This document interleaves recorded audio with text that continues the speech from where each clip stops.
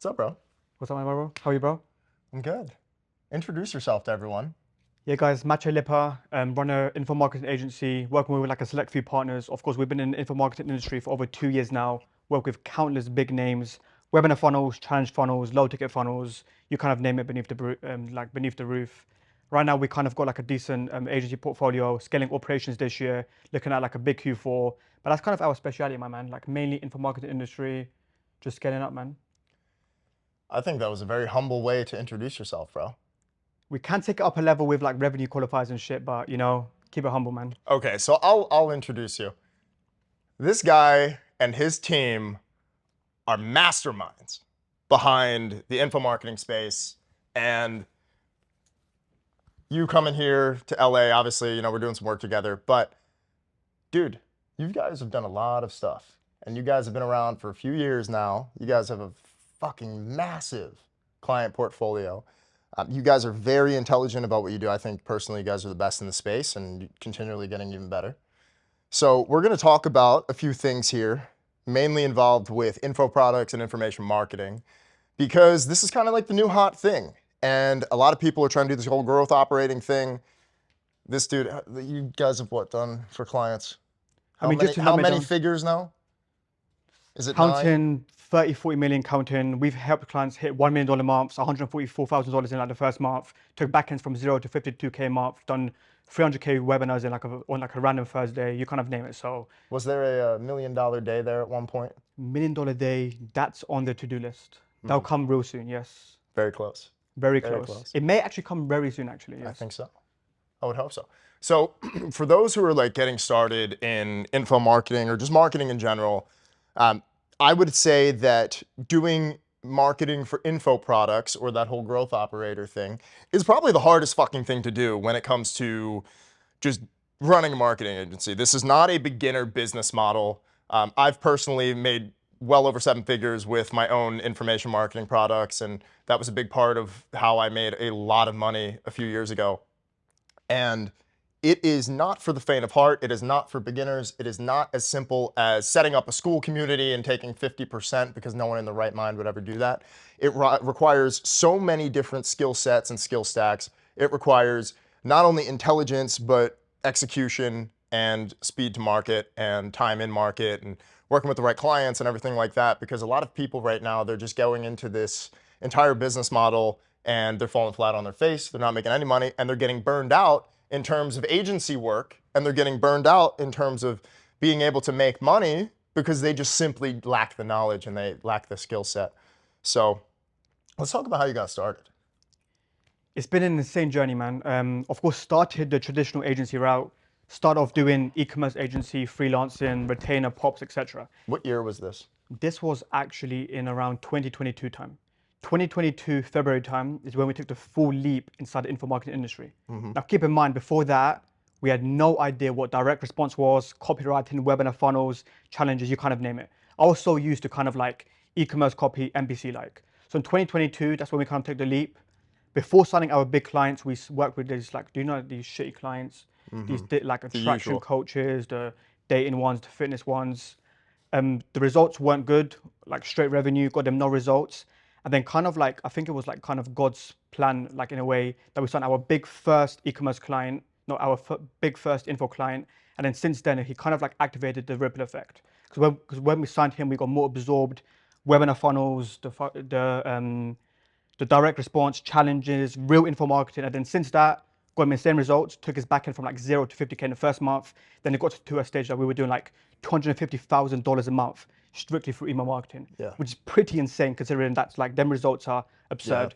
So since we got that results for that client, 250K a month, he referred us to that one client, that client referred us to another, that client referred us to another. Then like simultaneously while this was happening, of course we were building up like insane name association in the industry. Then it kind of got to a stage organically, people were hearing our names. Now, of course, the rest is history, man. We're just prioritizing client results at all times and now working with like insanely big clients right now, yeah. You guys were under the radar for a very long time. You guys were like, I remember hearing about what you guys had going on back in early 2023. 2023, crazy. Yeah, when I was in Dubai, and I heard about what you guys were doing, and I was like, holy shit, that's insane. And guys, like if you're listening to this, you're watching this, and you have no clue what Mathieu just said in terms of webinar funnels and all of that stuff, you're probably not qualified to work in info marketing. No, agreed, bro. So, like, it's a lot. It's a lot more than just, hey, we're gonna write some emails for you and things For like that. sure. And I think that's what really differentiates people. Like people assume that this info marketing thing, this growth operating thing, it's easier setting up. It's like a simple school community without understanding positioning, differentiation, copy, direct response, funnels, automations, tech. But the guys who make real bank with info marketing, those are the guys that understand the real principles that the likes of like Tony Robbins applies, Grant Cardone, like Grant Cardone applies, etc. Like them guys are really implemented that high leverage shit. And that's how you really succeed in this place long term. Because as I mentioned, in this industry, it's all about skill accumulation and client results. Yeah. It's not like a good serve, like signing new clients with like revenue shares, setting up like rubbish school communities now and again, or things of that realm, right? It's all about longevity in this industry. And that's like one principle that we're embracing religiously at our agency, just constantly just like sharpening that direct response sword like every single day, man. Yeah. It's funny because like I back earlier like a while ago now, I was actually so I had pivoted the agency from being like email marketing for e-commerce, and then I stopped doing it for a while, and then I went into like just straight consulting, and I was consulting for a few guys in the info marketing space, with guys with coaching programs, and my specialty, obviously, when I used to run Cashflow Syndicate, like I was the #2 MRR community at the time, teaching sales, copywriting, and marketing behind literally the biggest fucking thing that we've ever seen. And so this is like back in late 2021, 2022, and we'd scaled up to $120,000 a month in profit recurring, and it was huge. You were actually even in that back in I remember that's a 2021. throwback, bro. Like during like e-commerce days, bro. Yeah, but you churned quick, so it's okay. Bro, quick. You paid for quick like a churn. McDonald's meal or something. So, so my specialty with information marketing was very like I didn't know marketing before I started like info marketing before I started doing it myself. And so to build a company at 24, 25 years old with no staff, like barely any fulfillment, high cash flow, you kind of feel like you're God, right? And even if you're making 50, 60,000 a month, you feel like you're on top of the world. Because it's like for me, like from coming from a sales background, it was 10K, 15K, maybe a month. And then, some months were lower, right? But it averaged out around 10, 12K a month. Coming from that background, it's like you have this fucking business where you don't even barely need to get on the phone. For sure. It's all traffic, offer, subscription, and then you have the LTV of the customer. So my whole experience with info marketing was building out and scaling the systems and automations and the offer strategies to create a recurring community that therefore you could ascend customers through.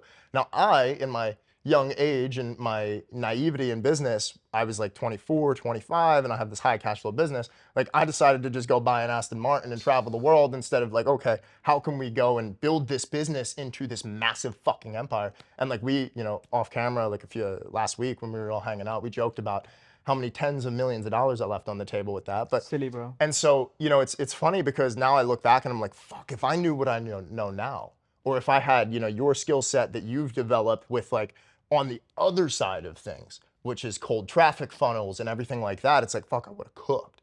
Because my specialty was building, scaling, and growing MRR communities, which is now called this growth operator model, where I think I'm the only person qualified to teach how to do MRR stuff, especially on social media. And so, I mean, it's like 120K a month 2 years ago is now like the equivalent of $1 million a month. Agreed, yeah. And a lot of people are now able to whip up communities, drive traffic, now that this is like this low ticket kind of paid thing is happening. And so there's been a lot of guys who have just been able to like kind of snap their fingers and do 0 to 150K a month, right? Alex Sedlak, my friend Chris Rios is he's actually I jumped on a few calls with him for consulting. He came to me for consulting, and he's doing I think $200,000 a month right now, and he's like 21 years old, teaching like reselling. And so there's been a lot of guys who have come to me, and I've worked with a lot of people on the info side of just like infrastructure and consulting, not actually done for you delivery.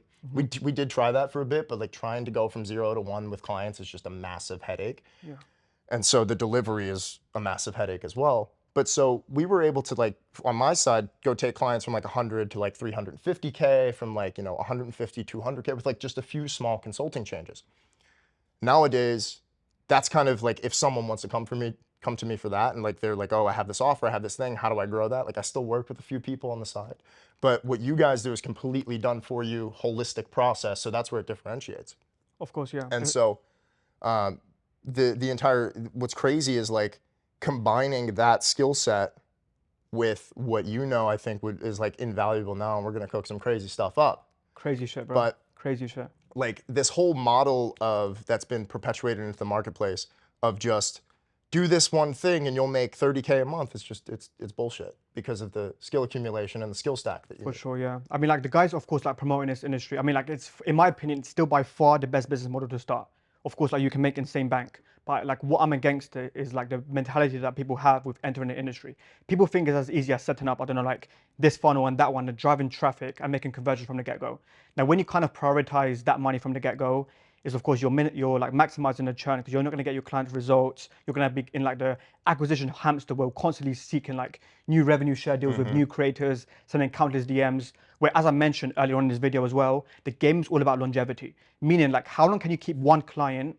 Like, and then it's all about the longevity. Like, even for like some of our clients, we've been working with clients for 1 to 2 years. Why? Of course, we're prioritizing skill accumulation, but we're just doing so much shit for them as possible. So they're kind of like in a good way It's really dependent on us. sticky.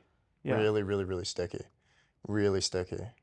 It's interesting because like I feel like a lot of people now just it's in terms of the business model, as far as agency business models go, it's one of those things where the barrier to entry is so goddamn high that if you're really good and you're the best of the best, kind of like Carl, right? Carl Weisha, Yeah, CRO, agreed, yeah, right? yeah. Like Carl's doing $5 million a year, right?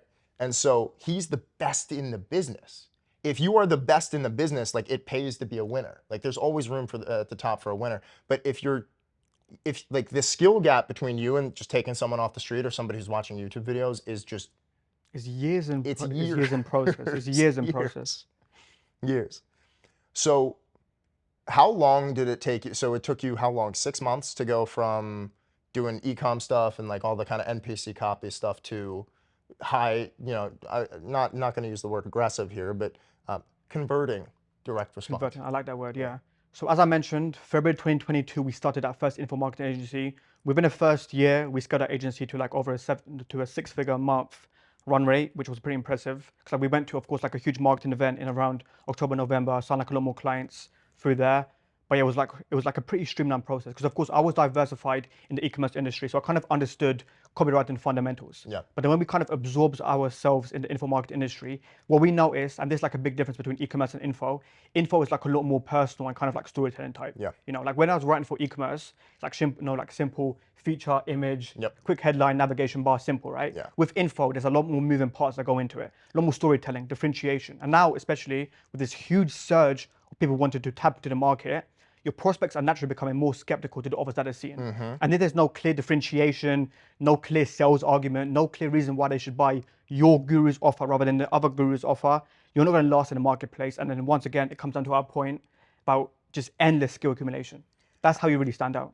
So how do you feel about the clients? Because when we were spinning up the information marketing consulting offer, we would get clients on the phone and I would pull up like, okay, here's this launch that I did for myself. Here's this launch, here's this, this. And like, you'll show them millions of dollars and be like, this is why I'm the best, right? This is why you should move forward with me. And they're like, yeah, well, I got pitched and this other guy wants like 5% less. Or I got pitched and it's like, not only even on the differentiation from the content creator side or the guru side or whatever it may be, but it's like now there's on the client side, from a sales process perspective, there's so many issues because now you have all of this saturation where they're just getting hit up with the same offer and you have to work even harder to now differentiate yourself versus all the other shit munchers. Of course, yeah. Like the market is becoming more and more overly sophisticated. And your prospects, if you send them like typical things that of course they're used to, there's no differentiation, they're not going to respond to you. That's why like what we're doing at our agency now, was we've got a clear conversion mechanism that instantly differentiates us. That's one thing that differentiates us. But then the second thing is of course like our name association in the industry. Our landing page is very simple: VSL, conversion mechanism, CTA, then we've got like a bunch of proof. But the proof is like the main like needle mover in this process. If like a client sees that you work with like another client that they admire, you've instantly built up rapport, you know? That's why like when we were doing acquisition, a simple name drop with like a big client name, it instantly differentiated us. 100%. So like we know especially in this info marketing industry, the space is all about network and name association. Like with like exposure, putting your name out there, putting out your content, authority, that's what really allows you to stand out, you know? Yeah. Yeah, I agree. You know, what's funny is like when I saw some of the guys that you said like ask me for advice, because when I was like back in the day, it was like a lot of the big guys have just fucking turbo scaled now. Yeah. And I'm like, and I'm looking at that, I'm like, oh shit, like they were working with your ass. And I'm like, damn, I'm like, holy shit. I was busy traveling the world and doing X, Y, and Z. And and there's other people who have just achieved wild amounts of success in such a short time frame with the process of actually having a partner or having somebody who is really fucking good at what they do. Absolutely, It's like, absolutely. you know, you have to like for you guys, like I don't even know who I would say is the competition, because most of the other competition in the marketplace for like that exists like is they run their own offers. Like they Yeah. simply just run their own offers. And the people who don't are moving into running their own offers. And then you have everyone else who just like is trying to do this, who can't hack it, who just simply isn't good enough. course, Like they're yeah. not good enough. With us, it's still our core vehicle going forward. I mean, I have got like a offer on the side, but me becoming a full-time coach anytime soon is something that I'm not considering. The reason why is, of course, when we better client results, when we generate more like strategies for clients, that just feeds into our complementary external offer. That's going to, of course, propel student successes there. So like for us is of course the core vehicle with the agency. We started this new agency 60 days ago, already got insane momentum. And I think next year, me and my partner have like just insane, just like strategies in general, just to scale the shit out of Your this, you know? partner's a G, by the way. Real He's G, sitting here real off G. camera. He's a G. You know, I actually love that you said that, because that was my main thing going into when I started even doing marketing or looking at it as a business model, was to simply, I was like, okay, like I love clothes, right? Like like I love fashion, and I was like, okay, one day I want to start a fashion brand, and I want to start selling clothes, like, you know, passion project kind of thing. But if I learn how to work, because I was so used to working with businesses on the sales side, on the front end side, if I learn how to do like, let's say the marketing and the branding and the delivery, and I work with these companies and I get my experience getting paid to work with these companies and making the money and everything else, well, then I can take all that experience to when I want to go do my own thing, I have all of this reference experience to now move forward, so that I know what I'm going to do when I set everything up is foolproof, validated, and that it works. For sure, for sure. Yeah, especially with like the info brands, it's kind of like a three-step process I look at it. Of course, you've got the front end, the monetization vehicle, and the back end, and then the sales team. If you dial in, bro, I'm tweaking with the slurring. No, you're good, bro. I'm laughing because it's like you're like going off top like that, and like, dude, to the average listener, especially Maybe, bro, like, am I speaking too sophisticated? no. To the average listener, they're gonna be like they're gonna be head fucked, and it's absolutely great. Keep Yeah, going. I Keep think I'm going. speaking too No, sophisticated. keep going. Okay, sure. Keep going. Keep it going, bro. But You're giving them a lot yeah. of game. Yeah, so with info marketing, of course, with like every single info brand, there are like three buckets that you tap into. Of course, you've got your front end, your monetization vehicle, then you've got your sales team. If all three kind of components are taken care of, that's like a very successful brand. Like for example, like now with the clients that we're working with, we ensure that all three systems are dialed. Like even we've got like complementary skill providers with the sales team and like the eyeballs, and the only thing that we take care of is the monetization vehicle. And when us three combine our specialities, that info offer is scaling to the moon. And we're doing this with info brands right now that we're scaling them to like $1 million a month, just because all three components within that info brand are of course taken care of seamlessly. How do you feel like reverse engineering has played a role in your process of how you guys do business? Great question, bro. With reverse engineering, when we started thing like the agency, of course we were just seeing what all these other big guys were doing, and kind of not like swiping the thing, but kind of getting inspiration from their methodologies and applying that to our clients' accounts, and kind of like subconsciously thinking, how can we make this shit better to better even the client results, right? So we of course sat through countless webinars, challenges. Like on my Gmail, I've probably got like a swipe of like hundreds and hundreds and hundreds of Gmails, you know? And every day I read out Gmails, and then like I kind of see what they're doing, try to think of how to make it better. That's helped us like increase client results crazily. And that's like still the exact same approach that we do to this day. So what's your process for, because I talk about this a lot, right? I talk about when you look for competitive advantages, you know, particularly in the agency space, you have to take a look at not only the individual, but also the market, and then the zeitgeist in the market, the meta. So you have the meta, you have the sub-meta, and then you have the zeitgeist. The zeitgeist is the 5 years, the 2 years, 5 years, 10-year cycle. And then you have the meta. So what are the metas, right? Right now it's this information marketing, growth operating thing. It's also a little bit of TikTok shop. So you have like the differentiation there between the people who want to start their own agencies and then people who just want to make money with commission, you know, the TikTok affiliate thing. And so when I look at competitive advantages, I say that, okay, you have to look at what the individual is doing and then look at what the competitors are doing. So talk about the process of how you break that down, right? Because I have my way of doing it, but I think they would like to hear from you how you do it. So when you look for the market gaps and the Bro, opportunities, this is a very complex question, bro. it is a complex question. Yeah. So when you look at the market gaps and opportunities, how do you look at it? The marketing gaps and opportunities. Like, what's your process? You just say, okay, well, this benefit here, this is like, how do you pick it apart? As in like a winning and established offer in the marketplace? Yeah. So Like, how do you look at other people's shit and make it better?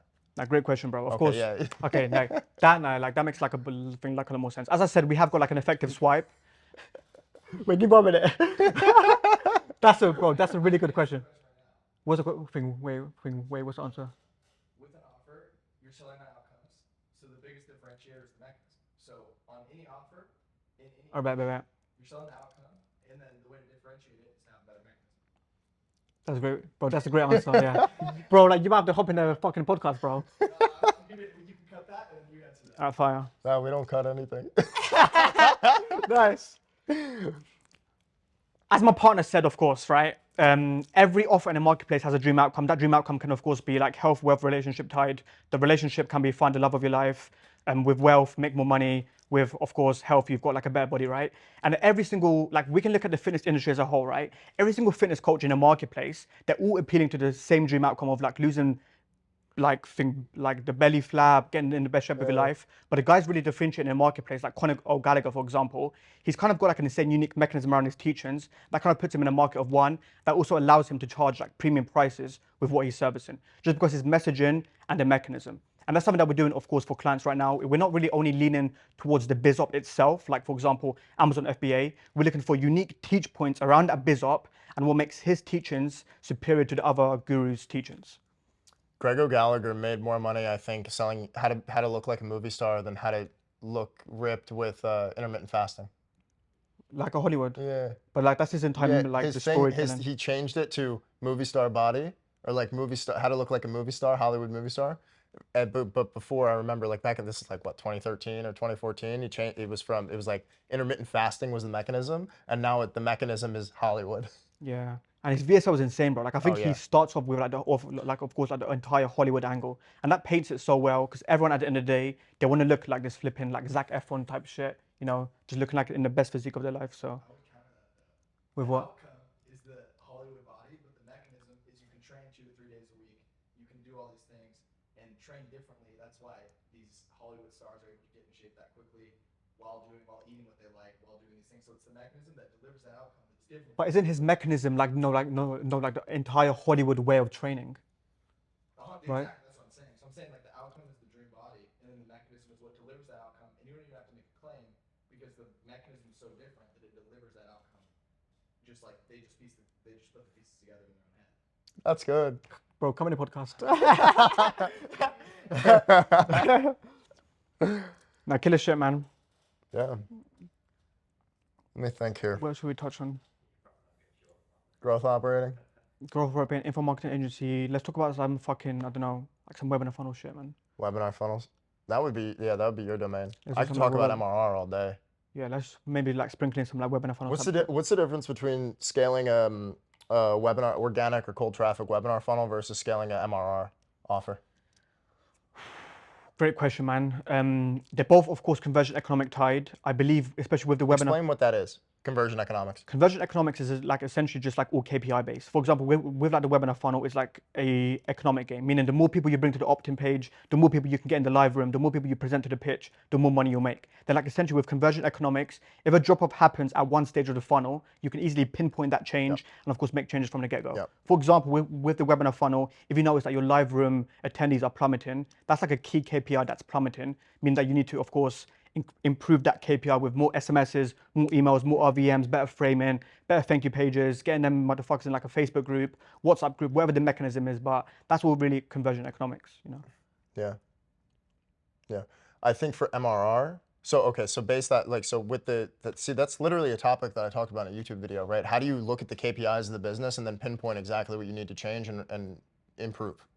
Yeah. So Like people don't understand how insanely mathematically basic fucking math driven business actually is. Like you have to look at the numbers. The numbers do not lie. If there's something that is not working, the numbers will tell you. So that's why you track the numbers. It's not as simple as like, hey, here's this thing for $100 a month. yeah. Here's this offer. I have this offer. Will you buy it? Well, are you gonna buy it? It doesn't work like that. Yeah, it's all like front end to back end focus. Like even now for our clients, it's something that we do more religiously, but we're tracking from front end to back end KPIs. Yep. Like from the front end, that includes, of course, the CPLs, the ad metrics, the funnel metrics themselves with the opt-in rate, wherever the conversion process is, and then of course on the sales side, the close rates, the sharp rates, the thing, like whatever the mechanism is. Then we have like industry benchmarks to aim for, and if we notice one key KPI plummeting, of course we instantly improve that KPI to ensure that the entire business is streamlined from front end to back end. Yeah.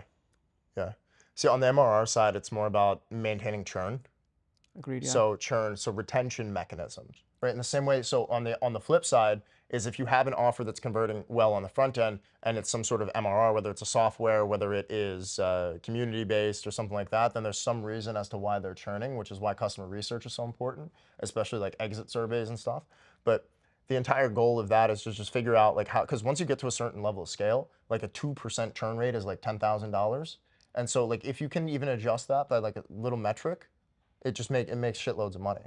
And so like with MRR stuff is like I can't even give that sauce away. I'm not even saying that for free. But bro, what have you done to minimize churn, like in the past, even with like your programs? Of course, you mentioned like the exit. Exit. form, Okay, right? so minimization of churn was like, see, I don't know if I can give that away for free, bro. Anyway, fuck it. Gatekeep a little bit. Most people are not gonna even be able to implement it because they'll never even get to a point where it actually matters. Because if you have like 30 customers in a fucking group, like 10% churn is like 3 people. Like it doesn't matter, right? So the thing is like you have to not only pace content correctly, but you can drip content, right? And so you can upsell the full access, and then you can also drip content out. If you, let's say you have, like when Cashflow Syndicate was around, I think there were 70, 80 videos in the course, right? Now the mistake I made on the front end was giving all of that away for free. Mm-hmm. And then what I did was I started to drip the content out to increase the amount of customer spend. So if you have, so we had 3 different pricing options. We had weekly, monthly, yearly, right? So weekly would be, so this is back before like even like school and like WAP or like a thing. So I had to do it all with Zapier. So I invented like these little systems on Zapier, like I just like jury rigged it up where there were like 3 different things, 3 different programs with different drip cycles. Mm-hmm. So depending on the level of subscription that the customer took, we put them through a different drip cycle. So whether it was a weekly drip, whether it was a monthly drip or a yearly drip, yearly you just got access to the full thing. Monthly, you got access to the different modules by month, and then they were paced out differently. Weekly, they were paced out differently. But now the thing is when you have customers like that, like the headache there was if a customer's on weekly and wants to upgrade for full access, there was no one-click upsell to give them full access, right? You had to like really jury rig it up or get the customer on the phone or sell them in the DMs, manually unenroll them, enroll them in the full thing. Like now the tech is so much easier. Like the tech is so much easier. And so in terms of minimizing churn, so you have to have something for them to look forward to. If they are, but you run into a problem here. The problem is if the product is too good, like one of my friends, his dating coaching thing, his product is so good that guys are getting girlfriends and they're leaving the coaching. So he needs an ascension. So like I was on the phone with him, I'm telling him you need an ascension model. Okay, they're getting a girlfriend, talk about how they can keep their girlfriend. Longevity, OTV. Right? So exactly, OTV, right? yeah. So like, so you have to have different things in the business to make, like this is where I came up with the waterfall approach, the offer ecosystem, right? Where if you have this waterfall in the business, let's say Cashflow Syndicate, what it was, for example, where there was this big waterfall that's making fucking 6 figures a month in cash flow. Okay, well, what are there courses internally to upsell? Are there like what are there things, what is there that are going to make up the streams of the business? how do we increase the complexity of the organization so that there is different shit that we can sell to people at different price points? And now people can do this with all types of different offers. And this is like real sauce. This is how you build a sustainable business. You need multiple different offers for multiple different things. Absolutely. But like, if you're running some sort of MRR subscription community thing, the tech makes it fucking brain dead easy. And when I implemented that stuff, I tripled the business in 30 days. Especially now, I 300% increased in the business in 30 days. It went from like 30K to 90K in 30. It was crazy. Solid. And so, like, and that's with no upsells, right? Imagine the whole upsells. business. I know, bro. No I know. ascension strategy, man. No ascension strategy. But So, bro, like I'm intrigued as well with like the weekly, monthly, and yearly. How did you approach each customer? Like, how were they kind of nurtured differently? Like, like automation. dude, I was really stupid. I didn't. It was the same thing. Like, bro, like the business was doing like 30,000 when it was doing like $30,000 a month. No welcome sequence, no nothing. No churn sequence, no welcome sequence, no nothing. And this is me coming from an email marketing background. It was just like, bro, like before I made all these changes, like I took a month to make all these changes, and the original thing was just course videos in a Discord, like Google Drive links.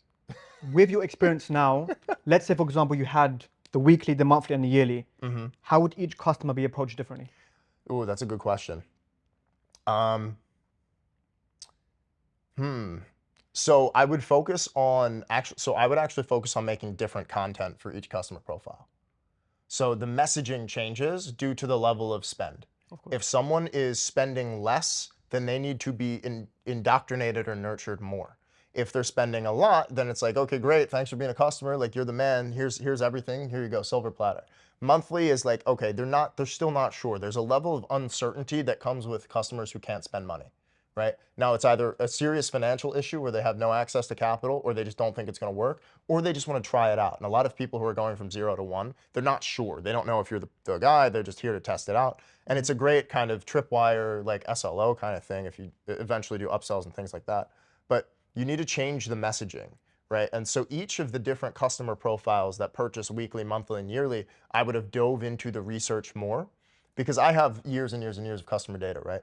But I would have dove into the research more and figured out, okay, what are these people's stories that are spending $20 versus the people who are spending $50? Now, I think I saw a clip of Hormozy talking about like brackets, right, of level of spend, right? So when you move the spend into, let's say, 55 or 59 or 69 versus 89, 97, 197, like 197 is a different bracket than 97, right? $9 to $29 is a different spend bracket than 39 to 59, right? So figuring out, okay, what's the psychology behind the customer? What are the psychographics behind the customer?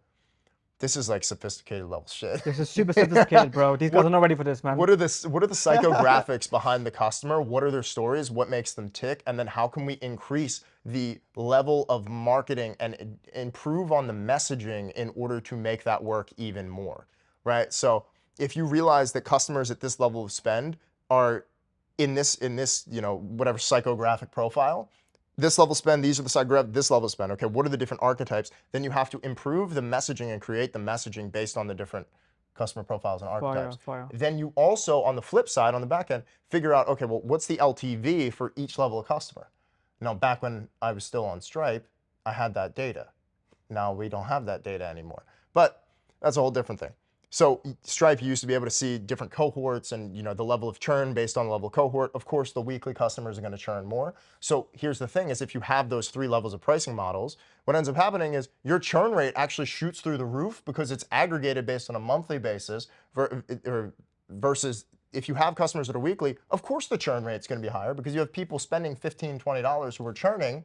So you have to figure out, okay, what is my actual churn rate versus what it says on the screen? And then why are people churning? And then the psychographics behind every single different level of spend behind the customer churn. This is advanced shit. Bro, they're not ready for this, bro. No, bro. This is advanced shit, by the way, guys. I think we put this in like, we put the back end of this in the info product. Bro, this is too advanced for this shit. Brother was mentioning psychographics. I gotta get on the rip next time. Oh, bro, like, I got some stuff to say. like here's the dude, like when I saw like what was it, Cambridge Analytica? Remember Cambridge Analytica? Facebook when Zuckerberg got sued by the US government for like selling the data. When was this? This is like, you remember this, right? Cambridge Analytica. So, okay, so it was a UK company. Was that when he said like we ran ad senator? Is that when it was? Yeah. So that the guy, they were in Cambridge, and so they used to use psychographics to flip governments. So they would like say, oh, voting isn't cool, and then the people they wanted to stay, the people that hired them who wanted to stay in power, they would like run psyops.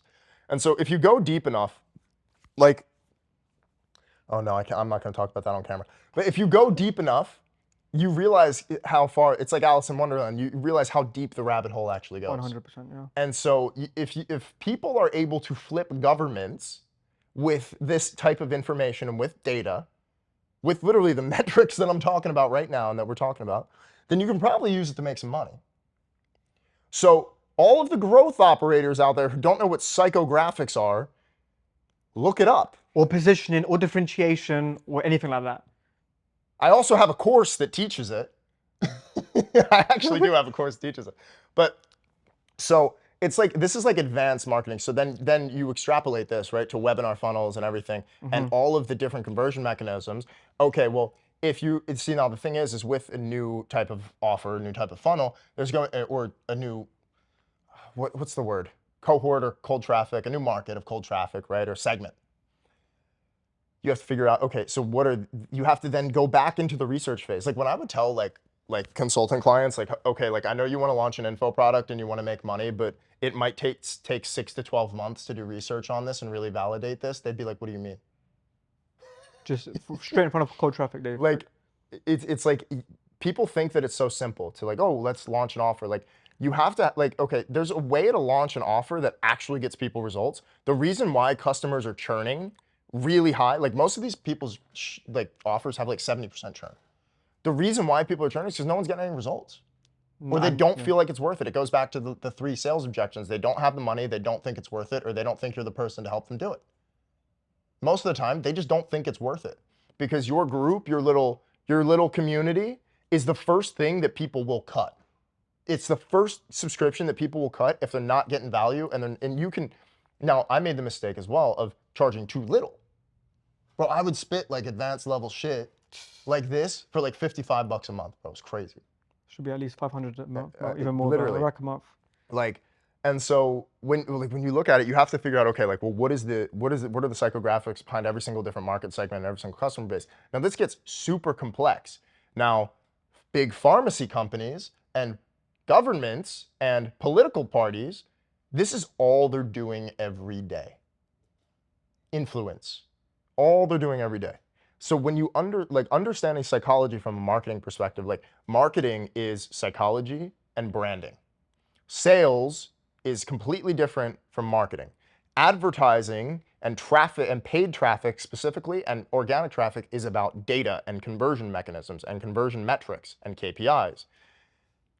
Everything starts with the research phase. Everything starts with psychology and psychographics, and everything starts with understanding who you are talking to. And it's so simple, and it's what so many people neglect. Of course, stuck in a content acquisition hamster wheel, wanting to sign clients. When you sign a client, launch like a community or something, like some shit funnel within like record time, and then they don't know anything about the customer, the psychographics, the dreams, the frustrations, the pains that they truly have, and that's going to limit your creativity with the positioning on the front end. You're not going to be able to effectively attract people through the door for the community, and worse than all, when they're actually inside this product that you built, of course, you're minimizing, no, like you're maximizing the churn because you haven't prioritized the research and the actual product fulfillment to actually dial in the course components and how you hold people accountable from where they are to where they want to be. So it's far more complex than, of course, signing one of these guys and setting up like an offer in record time. You really need to prioritize these small things that we're talking about right now, from conversion economics, psychographics, to the research, to the market research, to differentiation, to positioning.